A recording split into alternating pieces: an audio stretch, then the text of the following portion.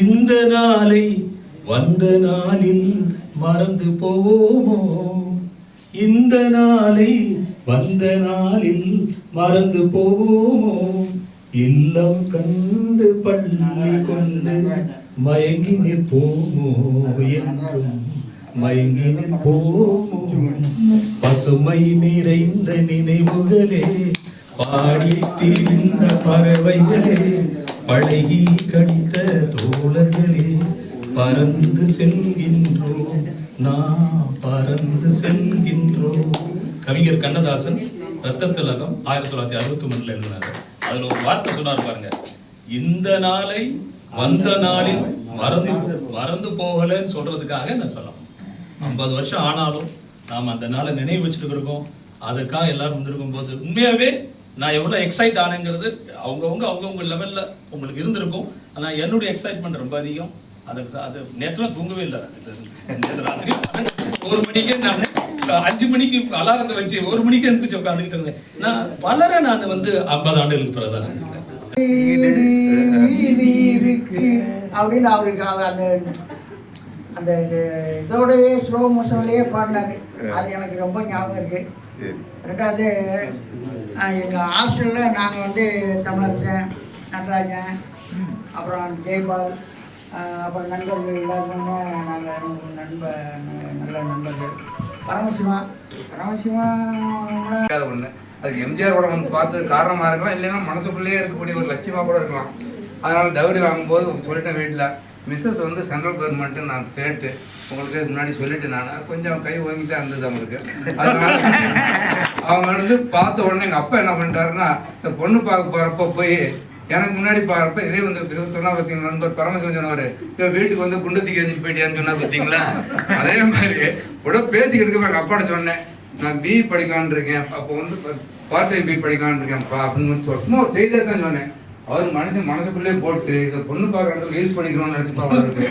கிளீனாக போய் பொண்ணை பார்க்குற இடத்துல வந்து பேசும்போது என் பையன் என்ன படிச்சிருக்காருனாங்க, டிப்ளமோ அப்படின்னு சத்தம் போட்டு பிஇ படிக்க போகிறேன் அப்படின்னு போய் சொல்லக்கூடாது, பெரிய மனுஷன் அவர். அதனால அமைதியை சொல்லிட்டாங்க. அவங்க மாப்பிள்ளை வந்து இன்ஜினியர்னோடனே அவங்க அப்படியே கற்பனையில் வந்து இந்த பிஇன்னு சொன்னது காதல் இல்லை, அவங்களுக்கு படிக்க போகிறாங்க. பிஇ இன்ஜினியர்னா இன்ஜினியர்னாவே பிஇங்கிற மாதிரி ஒரு இருந்துச்சு. அப்போ அவன் கற்பனை ஆகி போயிடுச்சு. என் பேரில் வேறு எங்கள் அப்பா வர புட்டா விட்டுருந்தாரா, கல்யாணம் சொன்ன எஸ்டேட் ஒன்று வச்சுருந்தாரு சொன்னேன் இல்லை ஏக்கரில். அதை வச்சுக்கிட்டு அவங்க வந்து பையன் பேர்லேயே ஒரு எஸ்டேட் இருக்குன்னு, பையன் பேர்லேயே ஒரு எஸ்டேட்னா பாக்கி பிள்ளைய பேரில் எத்தனை இருக்கோ தெரியல. அதில் வேறு பிஇங்கிறாங்கன்னொடனே அவங்க கற்பனையில் வந்து அப்போ சினிமாவில் ஓடிக்கிட்டு இருந்துச்சு. இந்த தோட்டத்தில் ஒருத்தன் சார்மார் சீரட்டுக்கு வளர ஜீப் ஓட்டம் போவேன், ஒன்று அப்படிம்பாங்க, ஒன்று லேடி வருவாங்க அப்படிம்பாங்க. அதை பார்த்து என்ன கற்பனை பண்ணிட்டாங்க. இப்போ வந்து கல்யாணம் சொல்ற எஸ்டேட்டில் நானும் என் மிஸ்ஸஸும் அதாவது குட்டியும் ஒன்றா போகிற மாதிரி கற்பனை பண்ணிட்டு முடித்தாங்க. ஆனால் என்ன ஆயிடுச்சுன்னா, நமக்கு இந்த பொய் பேசுறது பிடிக்காங்கிறதுக்காக ஒரு லெட்டர் மட்டும் எழுதி போட்டேன் அவங்களுக்கு. இந்த மாதிரி வந்து நீங்கள் சம்மதித்தால் உங்கள் வாழ்க்கை துணையாக வரக்கூடிய, ஏன்னா உண்மையில இல்லை சென்ட்ரல் கவர்மெண்ட் ஸ்டேட் பாஸ் பண்ணணும்னு தெரியாது இல்லை, அதனால சொல்லிட்டு உங்களை சந்திக்க விரும்புகிறேன். எனக்கு அப்பா சில கண்டிஷன்லாம் சொல்லியிருப்பாரு, நான் சொல்ல வரேன் சொல்லிட்டு வந்து நேரம் பார்த்தேன். பார்த்து இந்த மாதிரி எனக்கு வரதட்சணைலாம் வேண்டாம், எதுவும் வேண்டாம் அப்படின்னு. அவங்க உடனே சொல்லிட்டு சொல்லிவிட்டேன், கல்யாணத்தை வந்து சிம்பிளாக பண்ணணும், இப்போ செலவு பண்ணிட்டு பின்னாடி கடனாக பேக் முடிக்க வேண்டாம்னு சொல்லிட்டு அதை அரேஞ்ச் பண்ணி பேச வச்சுட்டு சிம்பிளாக எங்கள் வீட்டுக்கு முன்னாடி தான் மண்டபம் போட்டான். நான் சொல்ல வந்து டேபிள் கண்டபம் போட்டான். பொண்ணு அழைச்சி பெரியப்பாவிலேருந்து பொண்ணு அழைச்சி வந்தாங்க. பொண்ணு அழைப்பு இப்படி ரொம்ப சிம்பிளாக வந்து முடிச்சுட்டாங்க, கல்யாணம் முடிச்சாங்க. இதுக்கெல்லாம் என்ன ஆச்சுன்னா, கல்யாணம் முன்னாடி அப்போ லெட்டர் எழுதி போட்டேன்ல, உங்களை சந்திக்க உடனே நேராக போய் பார்த்தேன். அது கல்யாணத்துக்கு முன்னாடி பார்த்த உடனே என்ன சொன்னாங்கன்னா, எங்கே பிஇ படிச்சிங்க நாங்கள் எடுத்த உடனே எனக்கு எங்கள் அப்பா விட்ட குண்டுத்துக்கு இருந்து எனக்கு தெரியாது எனக்கு. அதனால நான் வந்து பிஇயா நான் இல்லைங்களே, உங்கள் அப்பா பிஇ படிச்சு சொன்னாரேன்னு. இல்லைங்க நான் டிப்ளமா முடிச்சிருக்கேன், பிஇ படிக்கிறதுக்காக அவ மாதிரி ஆசை இருக்குன்னேன். அப்போ அவ்வளோதானா, பொய் சொல்கிற குடும்பம் நீங்கள் அப்படின்ட்டாங்க. எடுத்த உடனே கல்யாணமே ஆகலை. என்னோட அது ரொம்ப இருக்கும். இல்லைம்மா நான் பிஇ படிக்கணும்னு சொல்லி விட்டாச்சு. அவர் பின்னாடி போய் முயற்சி பண்ணி அவர் வந்து சிதம்பரத்துக்கு மாதிரி வந்து பிஇ படிச்சுட்டு இந்த மாதிரி எங்கள் அப்பா பொய் சொல்லலை, உண்மையை தான் சொன்னார். இப்போ பிஇ படிச்சிடனே அவங்க உடனே ஒரு குண்டு தூக்கி போட்டாங்க. இப்படிலாம் சொன்னால் தானே நீங்கள் பிஇ படிப்பீங்க அப்படின்னு பிஇ படிச்சுக்கலன்னா இந்த உண்மையை தான் சொல்ல வந்தேன். பரமசிவம் வந்துட்டு இன்னும் கோமா பார்த்தாரு, ரிசீவ் பண்ணுறப்ப ஏன்னா கோமா பார்க்கலான்னு பார்த்தாருன்னா பிஇ படிச்சு கதை விட்டு விட்டாருன்னு சொல்லி அந்த மாதிரி ஒரு சில இன்சிடென்ட் நடந்து போச்சு. அதனால் வாழ்க்கையில் ஒவ்வொன்றும் ஒரு காலகட்டத்தில் ஒன்று சொல்ல வேண்டியிருந்தது. மீண்டும் வாய்ப்பு தான் 2 நிமிஷம் இடையில வந்து பேசுனேன். நான் பழனி மலையா வந்து பேசணும்னு ஆசைப்பட்டு இருந்தேன். ஏன்னா அவருக்கு சொன்ன மாதிரி யாராவது நாகராஜ் சொன்ன மாதிரி 1000 10,000 மாணவர்கள் பார்த்ததுனால யாருக்கும் தெரியாது. நம்ம ஒன்று கருத்து எல்லாம் வச்சுட்டு இருக்காங்க. நம்மளும் ஒரு மாதிரி அந்த கருப்போட சேர்ந்த லிஸ்ட்டுக்குனால என்னை கண்டுபிடிக்க ஒரு வாய்ப்பு இல்லை. இந்த மாதிரி லைட்லாம் எடுத்து வந்தா நான் நிற்கிறதான் தெரியும். அதனால நோக்கி பார்த்தா தெரியும். இல்லை உண்மையிலே மறக்க முடியாத வார்த்தையில சார் வந்து அந்த கிளாஸ் வரும்போது ஆக்சுவலாக கான்ட்ராக்ட் கம்பெனி, ஆனால் அந்த கம்பீர தோன்றதை கண்டோன்னு மனசுக்குள்ள டிக் டிக் டிக் டிக்னு சத்தம் ஒரு ஐயாவை கண்டோன்னு இவர் வந்தாரா நம்ம சார் வந்தாரா அப்படிங்கிற மாதிரி அது ஒரு இயல்பா மனது எனக்கு வந்தாலும் சொன்ன மாதிரி ஒரு ஃப்ரீ மூமெண்ட் இருந்து சார் தான். அதெல்லாம் ஒரு வாழ்க்கையில் அனுபவங்கள் தான். மீண்டும் சாப்பிட போட்டு மீண்டும் பிளேடு போட வருவேங்கிற சொல்லிட்டு விரைப்பேன். நான் அனைவருக்கும் என்னுடைய நண்பர்கள் வணக்கத்தை தெரிவித்துக் கொள்கிறேன். முதலில் இந்த நாட்டுக்கு சேவை செய்த 2 பேரை, நாட்டுக்கு சேவை செய்த 2 பேரை பொன்னாடை போர்த்தி கௌரவப்படுத்துறதுக்கு நான் விரும்புகிறேன். அதில் ஒருத்தர் வந்து சசிகாந்தன், அடுத்தது எஸ் தாஸ். இவங்க 2 பேரையும் பொன்னாடை போர்த்தி கௌரவப்படுத்த விரும்புகிறேன். ஏன்னு கேட்டீங்கன்னா, நாமெல்லாம் இவ்வளவு சந்தோஷமாக இங்கே இந்தியாவில் இருக்கிறோன்னு சொன்னால் அவங்க எவ்வளவு அந்த தேசத்தை காப்பாற்றுறதுக்கு பாடுபட்டிருப்பாங்கிறது எனக்கு தெரியும். அதனால அவங்க முதல்ல எனக்கு அவர் ஒருத்தர் தான் தெரியும். அப்புறம் இங்கே வந்த பிறகு தான் தெரிஞ்சுக்கிட்டேன். அவங்க 2 பேரையும் பொன்னாடை போர்த்தி கௌரவப்படுத்த விரும்புகிறேன். இப்படி ஒரு விழாவை நடத்துறது எவ்வளவு பெரிய சிரமங்கிறது எனக்கு தெரியும். ஏன்னு கேட்டால், நான் இந்த மாதிரி விழாக்களை நடத்தியிருக்கிறேன்.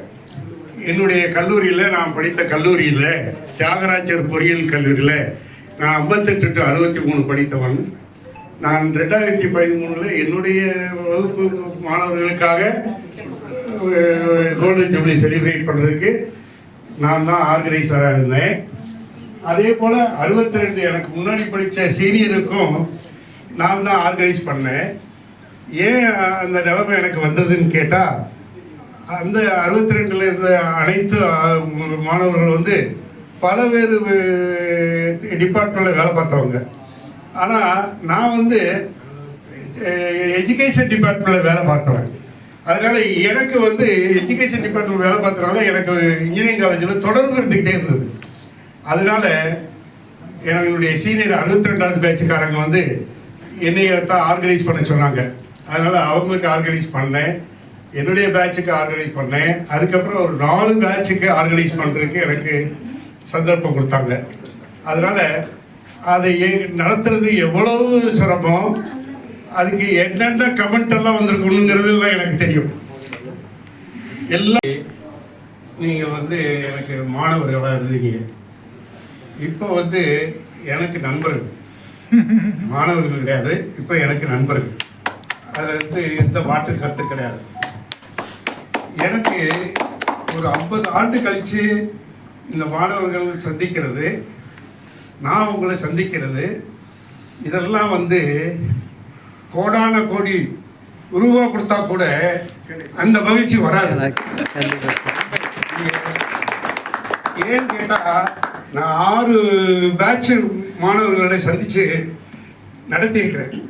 அப்போ அவங்க தெரிவித்த கருத்து இதுதான், இப்படியாப்பட்ட சந்தர்ப்பம் வாழ்க்கையிலே கிடைக்குமா அப்படின்னு நினச்சிக்கிட்டு இருந்தோம். ஆனால் அதை நீங்கள் உருவாக்கி கொடுத்துருக்கிறீங்க. இவ்வளவு மகிழ்ச்சியை வந்து எவ்வளோ ரூபா கொடுத்தாலும் கிடைக்காது அப்படின்னு அவங்களும் அந்த கருத்தை தெரிவித்தாங்க. நானும் அந்த கருத்தை தெரிவிக்கிறேன். இப்போ நான் போய் ஒவ்வொருத்தங்களாக பார்க்கணும், என்னுடைய நண்பரை பார்க்கணும்னு சொன்னால் எனக்கு ஆயிலே பத்தாது. ஒவ்வொருத்தங்களையும் நான் போய் பார்க்கணும்னு சொன்னால் எனக்கு ஆயில் பத்தாது. ஆனால் எல்லாரையும் பார்க்கக்கூடிய சந்தர்ப்பத்தை அமைச்சு கொடுத்துருக்காங்க பாருங்க. இந்த தலைவர் அவர் சுப்பையா அவரோட பணிபுரிந்த உறுப்பினர்கள், அவங்களெல்லாம் நான் ரொம்ப ரொம்ப பாராட்டுறேன். கொஞ்சம் கொஞ்சம் கஷ்டம் கிடையாதுங்க நடத்துறதுக்கு. இப்போ வந்துட்டீங்க, நல்லா இருக்குது, ரொம்ப சந்தோஷமா இருக்கு, மகிழ்ச்சியா இருக்குது, அப்படியெல்லாம் பேசலாம். ஆனால் இதை ஆர்கனைஸ் பண்ணுறதுக்கு ஒருத்தர் இல்லைன்னா இப்படியாப்பட்ட ஒரு நிலைமை இருக்காது. ஆனா அவர் எந்த அளவுக்கு அவர் கஷ்டப்பட்டிருப்பாரு, அந்த அமைப்பு குழு எந்த அளவுக்கு கஷ்டப்பட்டிருப்பாங்கிறது எனக்கு தெரியும். ஏன்னா நான் அதை பத்தி நடத்திருக்கிறனால அது எனக்கு தெரியும். அதுக்கப்புறம் என்னை அழைக்க வந்தபோது சொன்னாரு, இல்லை உங்களால் தாங்க நாங்க இந்த நிலைமைக்கெல்லாம் வந்திருக்கோம் அப்படின்னு சொன்னாரு. நான் சொன்னேன், அது இல்ல, நீங்க உண்மையிலேயே மிகப்பெரிய புத்திசாலிகள். ஏன்னு கேட்டீங்கன்னா, தமிழ்நாடு பாலிடெக்னிக்ல இடம் கிடைக்கணும்னு சொன்னா அவன் புண்ணியம் செஞ்சிருந்தா தான் இடம் கிடைக்கும். ஏன்னு கேட்டா மார்க்கினுடைய அடிப்படையில தான் எடுப்பாங்க. எந்த ஒரு காரணத்துக்காகவும் இடம் கிடைக்காது.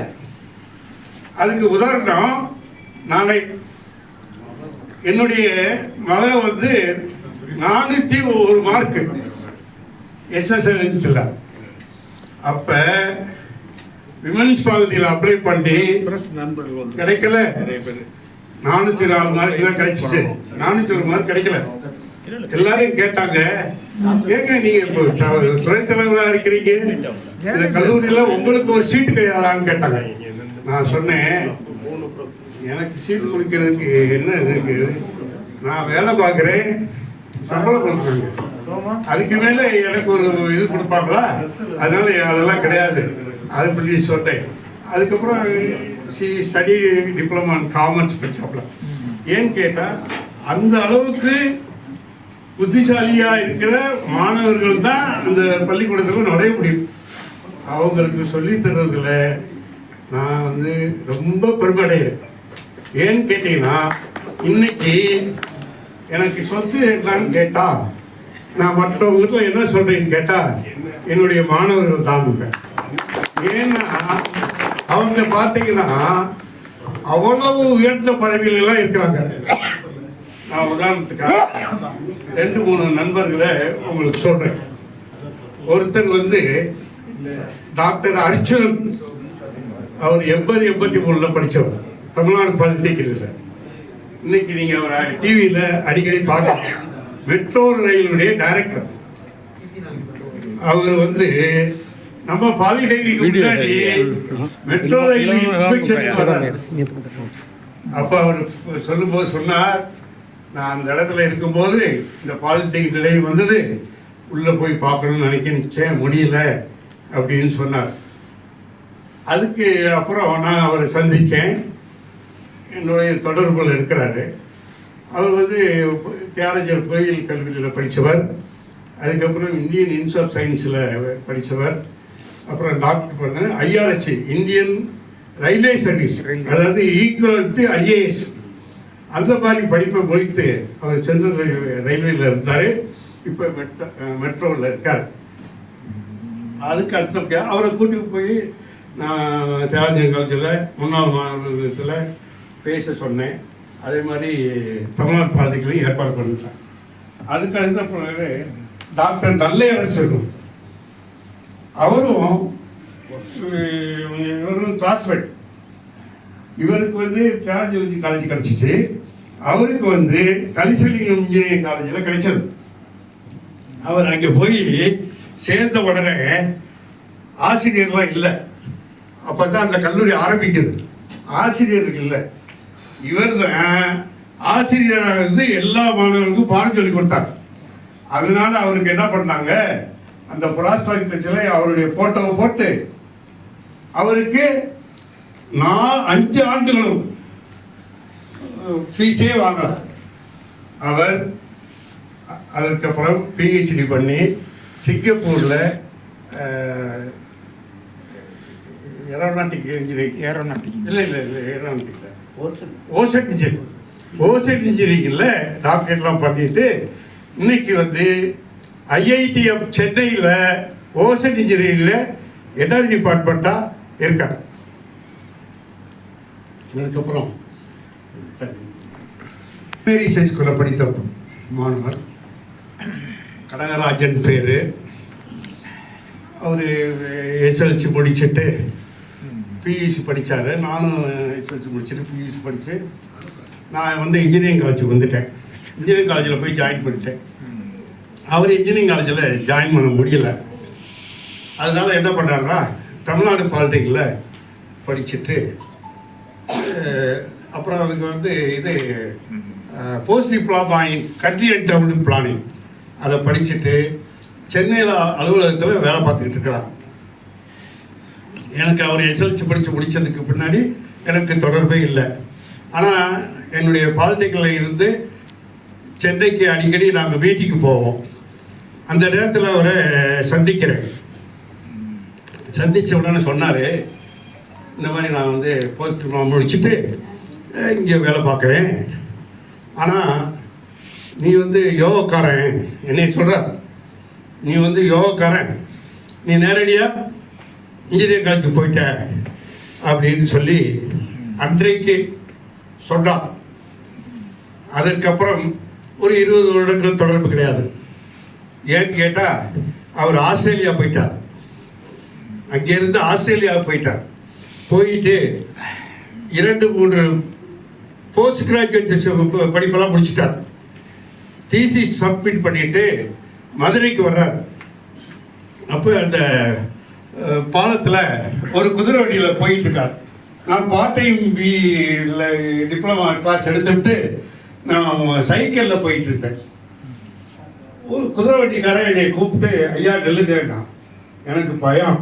ஏன்னா அந்த பாலத்தில் போகும்போது ராத்திரியில் பார்த்தீங்கன்னா, ஐயா உங்கள் நண்பர் கூப்பிட்றாருயா அப்படின்னாரு. அப்புறமேல தான் எனக்கு கொஞ்சம் தைரியம் வந்துச்சு, நிப்பாட்டினேன். அவர் இறங்கினார். குடும்பத்தெல்லாம் நீங்கள் போங்க, என் நண்பரை பார்த்துட்டு வர்றேன் அப்படின்னா வந்தார்.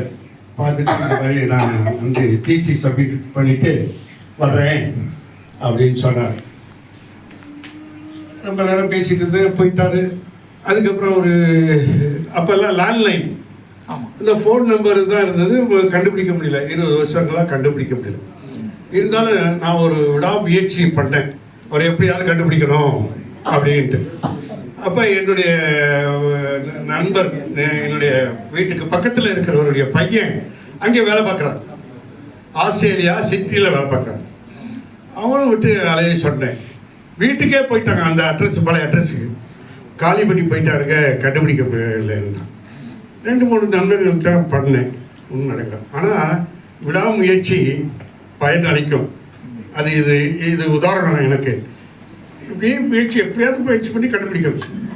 அந்த நேரத்தில் என்னுடைய என்னுடைய வகுப்பு classmate, engineering college classmate wife வந்து ஹாஸ்பிட்டலைஸ்டு. அங்கே நான் அவங்கள பார்க்க போகிற நேரத்தில் இந்த என்னுடைய கிளாஸ்மேட்டுடைய பையன் இங்கே வந்திருக்கான், துபாயிலேருந்து வந்திருக்கான். வந்தவங்கிட்ட பேசிகிட்டு இருந்துட்டு, அப்போ அவங்ககிட்ட இதை கேட்கலாமா, அம்மா உடல்நலம் சரியில்லாமல் வந்திருக்க, இதை பார்க்க வந்திருக்க நேரத்தில் இதை போய் கேட்கலாமா அப்படின்னு நினச்சிட்டு, இருந்தாலும் மனசுக்கு இது பண்ணிட்டு கேட்டேன். அப்பா இந்த மாதிரிப்பா கண்டுபிடிக்க முடியுமான்னு. என்ன சொல்கிறீங்க, ஒரு இன்ஜினியரா அப்படின்னா? ஆமான்னு ஒரே ஒரு தட்டுறாங்க. நம்பர் வாங்கி கொடுத்துட்டேன். நான் பேசினேன். அதுக்கப்புறம் அவருடைய தொடர்பு இருந்தது. அவர் வந்து 2020 வர வேண்டியவர், கொரோனா பீரியட் ஆயிடுச்சு. அதுக்கப்புறம் வந்தவரை நான் அழைச்சிட்டு போய் எங்கள் இன்ஸ்டியூட் ஆஃப் இன்ஜினியர்ஸில் நான் கமிட்டி மெம்பர், அதாவது மெடிக்கல் கவுன்சில் மாதிரி இன்ஜினியர்ஸ் கவுன்சில் இருக்குது, அந்த இதில் நான் ஒரு மெம்பர். அவர் அழைச்சிட்டு போய் காமிச்சு அங்கே பேச சொன்னேன். அதுக்கப்புறம் தமிழ்நாடு பாலிடெக்னிக்கில் வந்து முன்னாள் மாணவர்கள்லாம் பேசணும்னு சொல்லிட்டு அந்த ஃபைனல் இயர் ஸ்டூடெண்ட்ஸுக்கு அட்ரஸ் பண்ணார். அதுக்கப்புறம் வந்து போயிட்டு நம்ம வர்றதா சொன்னார், வர முடியல. அப்போ சொன்னேன், நீ அன்னைக்கு சொன்னியே நீ யோகக்காரன்னு சொல்லிட்டு, இப்போ யார் யோகக்காரன்னு கேட்டேன். ஆனால் அதுக்கு அவன் நேரடியாக பதில் சொல்லாமல் அவன் எழுதியிருக்கான். எஸ்எம்எஸ்ல எனக்கு வந்தது, உலகத்தில் 50 நாடுகளை சுற்றி இருக்கான், அதை எழுதியிருக்கான். அப்போ என்ன அர்த்தம்னா, என்னைய காரணி நான் வந்து மிகப்பெரிய யோகக்காரங்கிற சொல்லாமல் சொல்கிறான். அதனால நான் இதை எதுக்கு சொன்னேன்னா, பாலிடெக்னிக்கில் படிக்கிற மாணவர்கள்லாம் சாதாரண மாணவர்களே கிடையாது, மிக மிக திறமையான மாணவர்கள்.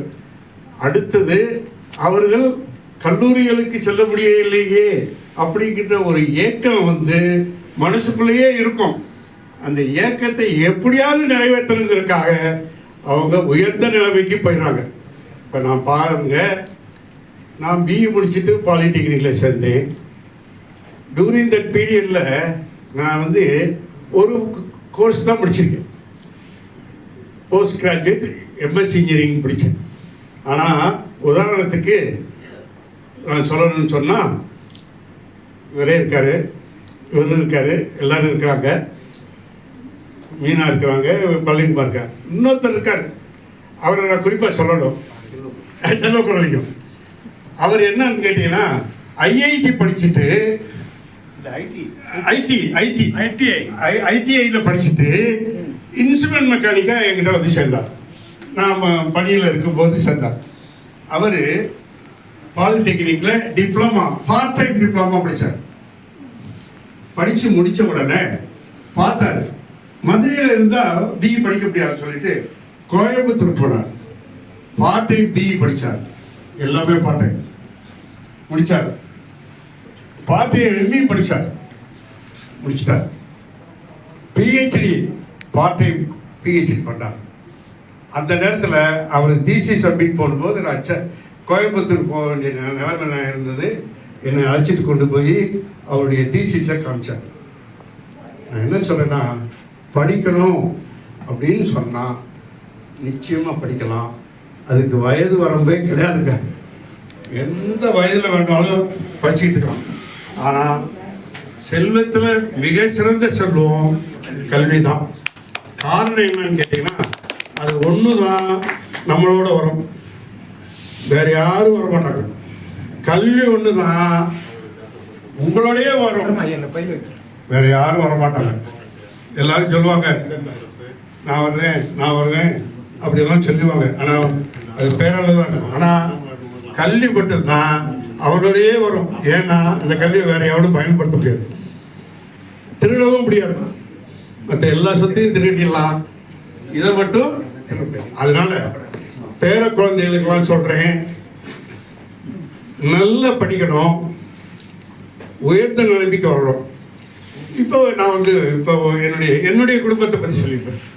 ஏன் அவ்வளோ தூரம் சொல்கிறேன்னு கேட்டால், பேர குழந்தைங்கன்னா என்னுடைய பேர குழந்தைகளை பற்றி சொல்லிடுறேன்.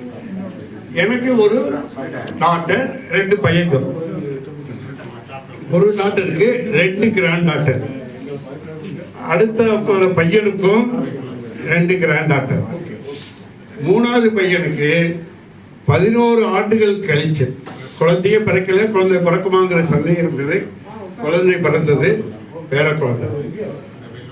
என்னுடைய மூத்த டாக்டருடைய 2 கிராண்ட் டாக்டரில் முதல் கிராண்ட் டாக்டர் வந்து எம்பிபிஎஸ் முடித்தா, எம்டி முடித்தா, டிஏ முடிச்சிட்டான். அதாவது மெடிக்கல் எஜுகேஷனில் ஹையஸ்ட் குவாலிஃபிகேஷன் என்ன இருக்கோ அத்தனையும் முடிச்சுட்டு இன்னைக்கு ஜோத்பூர் எய்ம்ஸில் முடித்த உடனே அசோசியேட் ப்ரொஃபஸராக வேலை பார்த்தான். 2வது பேத்தி வந்து பிஆருக்கு தாரஞ்சர் காலேஜில் படித்தா, எம்ஆருக்கு வந்து அகமதாபாத்தில் படித்தா. அவள் வந்து ஹஸ்பண்ட் வந்து நியூசிலாண்டில் இருக்கிறதுனால நியூசிலாண்டுக்கு போயிட்டாங்க. இன்னொரு பையனுடைய 2 பேத்தியில் ஒரு பேத்தி வந்து தியாலஜர் காலேஜில் பிஇ சிவில் படிக்கிறப்ப ஷி வாண்டட் டு ஸ்டடி. எல்லாரும் இப்போ நினைக்கிற மாதிரி தான் என்னுடைய பேத்தியும் கம்ப்யூட்டர் சயின்ஸ் படிக்கணும். எல்லாருக்கும் தெரியும் ஐடி படிக்கணும், கம்ப்யூட்டர் சயின்ஸும், வேறு எதுவும் படிக்கக்கூடாது அப்படின்னு. நான் தான் சொன்னேன், எங்கள் குடும்பமே 7 பேர் இன்ஜினியர், 7 இன்ஜினியருமே நாங்கள் சிவில், அதனால் தைரியமாக படிக்கலாம், நீ இதில் சேர்ந்துக்கப்பான்னு சொன்னேன். சேர்ந்த பிறகு அதில் ஆர்வம் வந்து இப்போ நல்லா படிச்சுருக்கேன். இன்னொரு கிராண்டாக 9th முடிச்சு 10th போகிறேன். இதெல்லாம் எதுக்கு சொல்கிறேன்னா, படிப்பு தாங்க முக்கியம். வேறு எந்த சொத்தையும் நீங்கள் சேர்த்து வச்சு குழந்தைகளுக்கோ பேர குழந்தைகளுக்கு கொடுத்துருங்க, கல்வி மட்டும் கொடுங்க, நிச்சயமாக அவங்க உயர்ந்த நிலைமை செல்வாங்க. சொல்லி நீண்ட நேரம் பேசுவதற்கு நான் விரும்பவில்லை. இருந்தாலும் தெரிவிக்க வேண்டிய விஷயத்தை தெரிவிக்க வேண்டியதற்காக பேசி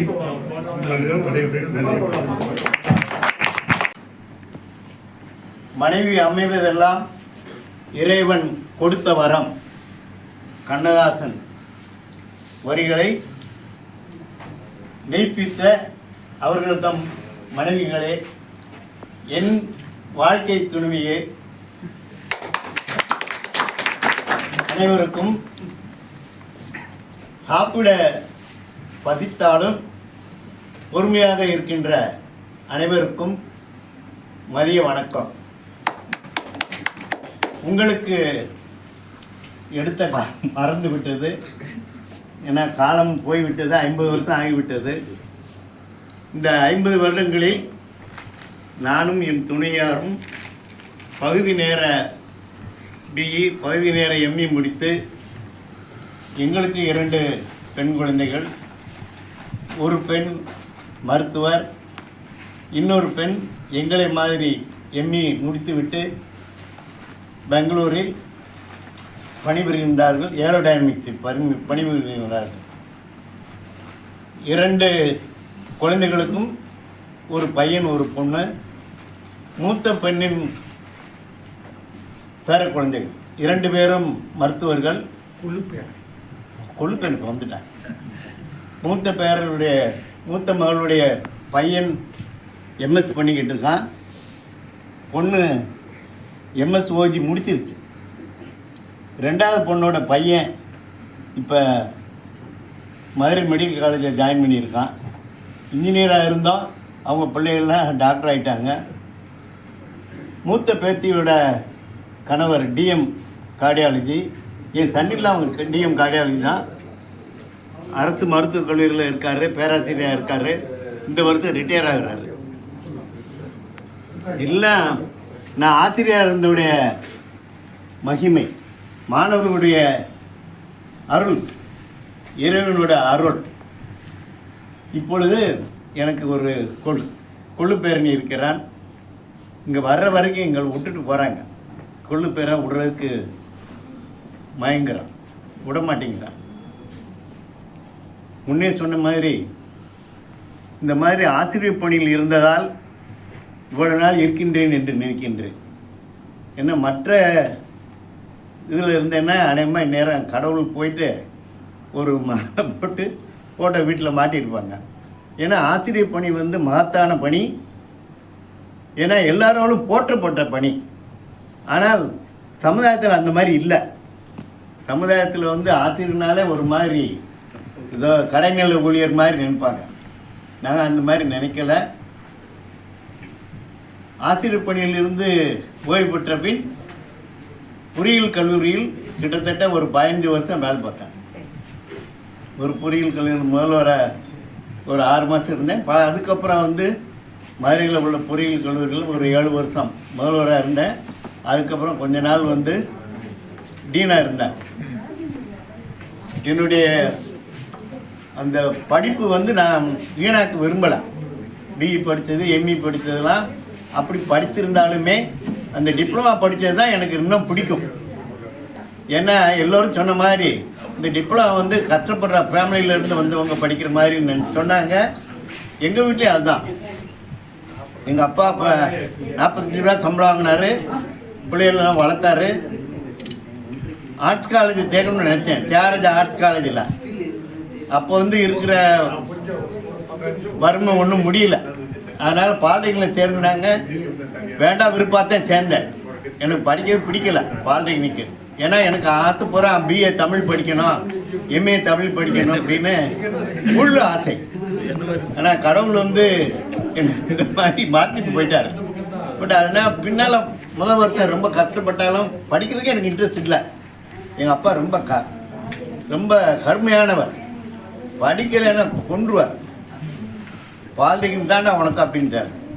பாலிடெக்னிக் ஜாயின் பண்ணால் அப்போ மாயன்னு முதல்வர். அப்பா ஜாயின் பண்ணும்போது அப்படியே இந்த எஸ்எல்சி புக்கை தூக்கி வச்சார். அவர் மாதிரி ரொம்ப ஃப்ரீயாக இருப்பார்.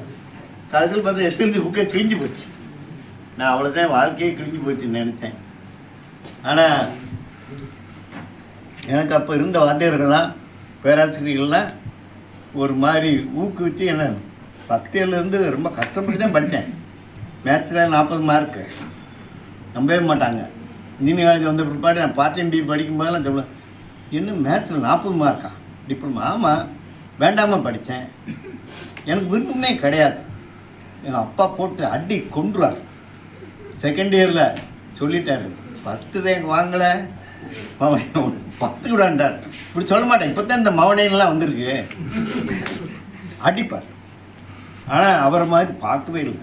அவர் படிக்காட்டாலும் வாரம் வந்து பாலிடெக்னிக் வந்து எல்லாத்தையும் கேட்பார், எப்படி பிடிக்கிறாங்க.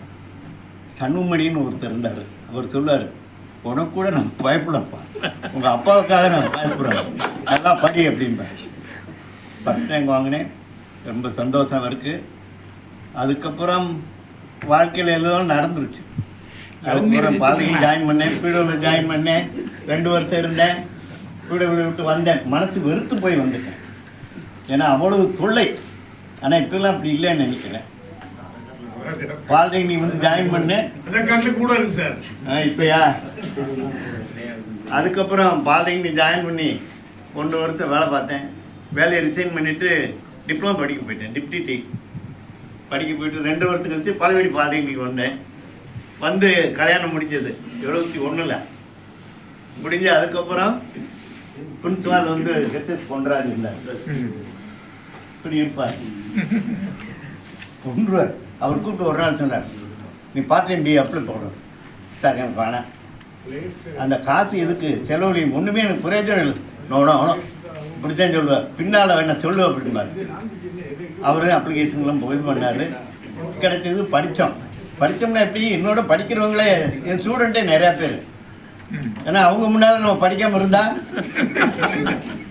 அதுலேயுமே ஒரு பையன் சொன்னான், சார் உங்களை விட நான் நிறையா மார்க் வாங்குவேன் அப்படின்னா. பிஇல 88% வாங்கினேன், 108 வந்துட்டேன். இவங்களுக்காக படித்தேன். அதுக்கப்புறம் என்ன பண்ண முடிஞ்ச உடனே நீ எம்இ ஜாயின் பண்ணு அப்படின்னாரு. சார் பிஇ படித்து வேஸ்ட்டுன்னு நினைக்கிறேன், எம்இ படிக்க சொல்லுங்களேன். உடனே அவரே கையெழுத்து போட்டு எல்லாம் இது பண்ணி டைரக்டருக்கு அனுப்பினாரு வித் ரெக்கமெண்டேஷன். சரி எம்இ படித்தோம். அதுக்குள்ளே பிள்ளைகள்லாம் பெற்றுட்டோம். எனக்கிட்ட வந்து ஒய்ஃபும் எம்பி எனக்கு அடுத்த வருஷம். அதனால் பிள்ளைகளையும் படிக்க வச்சோம், நாங்களும் படித்தோம், பார்ட் டைம் எடுத்தோம், பார்ட் டைம் பையங்களுக்கு சொல்லி கொடுத்தோம், டியூஷன் எடுத்தோம். இந்த இதில் நாங்கள் வந்து படித்தோம். எனக்கெல்லாம் இப்போ ஆச்சரியம், எப்படி பிள்ளைகள் படிக்க விட்டது, எப்படி மனைவி படிக்க விட்டாங்க, எப்படி மனைவி படித்தாங்க, நாங்களும் எம்இ படித்தோங்கிறதுல இன்னும் எனக்கு ஆச்சரியம். எம்இலேயே அதே மாதிரி நல்ல மார்க் வாங்கணும். 2 பேருமே டிஸ்டிங்ஷன். எம்இலேயும் university first. கடவுள் கிருபை. உங்களுடைய என்ன சொல்கிறதுன்னா வாத்தியாருக்கு ஒன்று பாராட்டுறீங்க இல்லையா, வாழ்த்துதல். அந்த வாழ்த்துதல் தான் எங்களை வாழ வச்சது, எங்களை மேலே படிக்க வச்சது. இப்போ உங்கள் முன்னால் நிற்கிறேன்னா அது காரணம் நீங்கள் தான். அதுக்கப்புறம் பிஇ முடிச்ச பிற்பாடு, எல்லாம் முடிச்ச பிற்பாடு, ரிட்டையர் ஆன பிற்பாடு இங்கே வாங்க எங்கள் காலேஜில் ஜாயின் பண்ணுங்க. நாங்கள் ஒரு காலேஜில் போய் ஜாயின் பண்ணேன். 4 மாதத்தில் என் ஒய்ஃபோட உந்துதல்னால நான் இங்கே மாதிரிக்கு வந்துட்டேன். இங்கே வந்து ஒரு 7-8 வருஷம் அந்த புரிசால இருந்தேன். அப்புறம் ஒரு 4 வருஷம் டீனாக இருந்தேன். 2015 பிள்ளைங்களும் ஒய்ஃபுலான்னு சொல்லிட்டாங்க, போதும் வேலை பார்த்து, கடவுள் புண்ணியத்தில் பென்ஷன் வாங்கும், அது போதும் அப்படின்ட்டாங்க. பிள்ளைகளும் பெரிய பிள்ளை ஆகிட்டாங்க. பேர பிள்ளைகளே படிக்கிற அளவுக்கு வந்து பிற்பாடு நீ என்ன தாத்தா இன்னும் போய்கிட்டு இருக்கு, சும்மா வீட்டில் இரு அப்படின்ட்டு. இருந்தாலும் தொண்டு செய்யணும்னு ஆசை தான். ஏன்னா ஒரு இன்ஜினியரிங் காலேஜில் இருந்து எல்லாரும் மேய்க்கிறது ரொம்ப கஷ்டம். பாலிடெக்னிக்லேயே உங்களை மேய்க்கிறது கஷ்டமாக இருக்குது. இன்ஜினியரிங் காலேஜில் எல்லாரையும் மேய்க்கணும். அதுவும் செல்ஃபைனான்ஸ்லாம் பார்த்தீங்கன்னா உங்களுக்கு ஃப்ரீ இருக்காது. புன்சால் வந்து அவங்களுக்கு ஒரு கொத்தடிமை மாதிரி தான். பட் நான் அந்த மாதிரி இருக்க விரும்பவே இல்லை. பையனெல்லாம் காத்துக்கு வரலன்னா கண்டு மணி திட்டுவேன். சார் பொண்ணுகளாக இருக்குப்பாங்க, பொண்ணு இருக்கிறனால இதோட விடுறேன், இல்லாட்டி இன்னும் திட்டுவேன். நானும் கரெக்டாக சொல்லுவேன். உங்களுக்கு இருந்த மாதிரி தான். 9 மணி கிளாஸ்னால் நான் கிளாஸ் போட்டுப்பேன், 9 மணிக்கு போயிடுவேன். அதுக்கு மாதிரி எவன் வந்தாலும் சரி போடா வெளியேண்டுருவேன். கோட்டு கொண்டு வரலையா நீ போ அப்படின்ட்டுருவேன். சேர்மனே சொல்லுவார், சார் பையன்ட்டேல இப்படி சொல்ல, அப்படிலாம் வேலை பார்க்கணும் எனக்கு அவசியம் இல்லை சார். படிக்கிறது வந்து கழுதோடு படிக்கும். அந்த டிசிப்ளின் வாழ்க்கையில் அது முக்கியம். அது இல்லைன்னா அப்புறம் என்ன இருக்குது? படிப்பு ஒன்றுமே கிடையாது. படிப்பு இப்போ பாருங்கள், நீங்கள் ஒன்றுமே செய்யணும், செல்லில் இருக்குது, லேப்டாப்பில் இருக்குது, அம்மாட்டு படிச்சுட்டு போயிடுவேன். வாத்தியார் தேவையில்லைல்ல. ஒரு இன்ஸ்டியூஷன் எதுக்கு இருக்கு? உங்களுக்கு வந்து ஒரு வாழ்க்கையில் வந்து உந்துதல் கொடுக்கணும். அதே மாதிரி வாழ்க்கையில் வந்து ஒரு சீர்ந்த பார்வை, அதுக்கு தான் வந்து ஒரு இன்ஸ்டியூஷனே இருக்குது. இல்லாட்டி தேவையில்லையே. எல்லாருமே ஃப்ரீ எஜுகேஷன் தான், அவங்க வாட்டி படிச்சுட்டு போகலாம், ஒன்றுமே இல்லை. ஸோ அதனால் இருக்கிற வரைக்கும் சந்தோஷமாக இருந்தேன், இன்னும் சந்தோஷமாக இருக்கிறேன். இப்போ எனக்கு கொள்ளு பேரன் வந்துட்டான், கிட்டத்தட்ட 1 வருஷம் ஆகுது. ஏன்னா இதெல்லாம் எதனாலன்னா, மூத்த குழந்தை வந்து பொண்ணு, அவங்களுக்கும் பொண்ணு, அதனால் கொள்ளு பேரன் பார்த்துட்டேன். சார் பார்த்துட்டாரு, இன்னும் ஒரு 4 பேர் பார்த்து கொள்ளு பேரை பார்க்க நீங்களும் பாட்டிட்டு தான் நம்ம இதில் கொள்ளு பேரை பார்த்தோம். இவங்க இருக்காங்க, ரங்காபாய். ரெங்காபாய், கரெக்ட், ரெங்காபாய். அதனால் வாழ்க்கையில் வந்து பேரப்பிள்ளைகளை விட கொள்ளு பேரர்கள் பார்க்குறது ரொம்ப அரிது. இல்லை, வாழ்க்கையுடைய கடவுளுடைய கிருபை அது. இப்பெல்லாம் பார்த்தீங்கன்னா என்னை பார்த்தாலே போக, அவங்க அப்பா அம்மா விட வரமாட்டான். அவனுக்கு பிடிச்சது தாத்தா, கொழு தாத்தா. ஸோ இது வந்து வாழ்க்கையில் வந்து இன்னும் கொஞ்ச நாள் இருக்கணும்னு ஒரு உந்துதான். எனக்கெல்லாம் வாழ்க்கையில் ரொம்ப நாள் வெறுத்து போயிருக்கு, ஏண்டா இருக்கோம்னு. இப்போ இந்த மாதிரி வந்த பிற்பாடு உந்துதல், அதே மாதிரி உந்துதல் உங்களுக்கு வரணும். உங்களுக்கு கடவுள் கிருபையில் வாழ்க்கையில் நல்லா முன்னேறணும்னா பென்ஷன் சொல்லலை, உங்கள் வாழ்க்கையில் அமைதி இருக்கணும். உங்களுக்கெல்லாம் அழகான மனைவி கிடைத்திருக்காங்க. மனைவி அமைவதெல்லாம் இறைவன் கொடுத்தவர். அது கண்ணாசிலிருந்து வந்த மாதிரி இல்லை, கடவுள் கொடுத்த வாக்கு அது. வீட்டுக்குள்ள நுழைஞ்ச உடனே புன்முகத்தோட மனமே வந்து வர இருக்கணும். இவன் வந்துட்டானே நம்மளை கொண்டுவானேன்னு நினைக்கக்கூடாது. அந்த மாதிரி மனைவி கிடைப்பதெல்லாம் நம்ம செஞ்ச புண்ணியம். அது மாதிரி உங்களுக்கு அனைவருக்கும் நல்ல மனைவிகள் கிடைத்திருக்கார்கள். நல்ல பேரப்பிள்ளைகள் கிடைக்கணும், நல்ல கொழு பேரங்க கிடைக்கணும். 100 ஆண்டு வாழணும். கடவுள் அருளால் பல்லாண்டு வாழ்க, வளத்துடன் வாழ்க என்று வாழ்த்தி அமைகிறேன். நண்பர்களே, ஆசீர்வாதம். வணக்கம். நன்றி.